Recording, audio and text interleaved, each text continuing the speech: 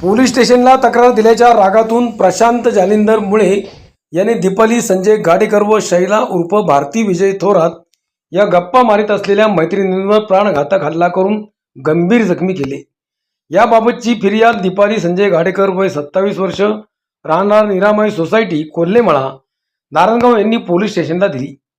शनिवार दिनांक 6 जुलै दुपारी 12च्या सुमारास फिर्यादी दीपाली व त्यांची मैत्रीण शैला उर्फ भारती या दोघी कोल्हेमळा येथील फिर्यादी राहत असलेल्या ठिकाणी पार्किंगमध्ये गप्पा मारत उभ्या असताना प्रशांत जालिंदर मुळे हा त्यांच्या चॉकलेटी रंगाच्या स्कूटीवर त्यांच्याजवळ आला व तुम्ही माझ्या विरोधात नारायणगाव पोलीस स्टेशनला तक्रार दिली असे म्हणत त्यांनी त्याच्या हातातील लाकडी दांडक्याने या दोन्ही मैत्रिणींवर प्राणघातक हल्ला केला।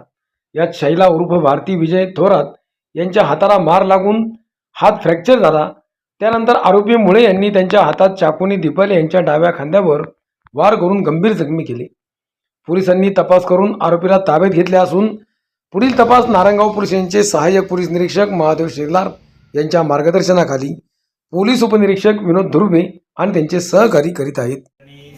दीपाली संजय गाडेकर राहणार नारायणगाव यांनी दिलेल्या तक्रारीवरून काल आपण जे पूर्वी IPC होतं इंडियन पिनल कोड ते आता भारतीय न्याय संहिता यामध्ये नवीन 2023च्या कायद्याने नवीन बदल झालेला आहे। त्याच्यानुसार दीपाली संजय गाडेकर यांनी काल दिलेल्या तक्रारीवरून आपण प्रशांत जालिंदर मुळे यांनी त्यांच्या म्हणजे दीपाली संजय गाडेकर आणि शैला उर्फ भारती विजय थोरात यांना लाकडी दांडक्याने आणि चाकूने मारहाण केल्याबाबत तसेच त्यांना गंभीर जखमी केल्याबाबत नारायणगाव पोलीस स्टेशन या ठिकाणी गुन्हा दाखल केलेला आहे। त्यामध्ये भारतीय न्याय संहिता जे कलम 109 म्हणजे पूर्वीचं IPCचं 307 आहे तर ते आता 109 झालेलं आहे।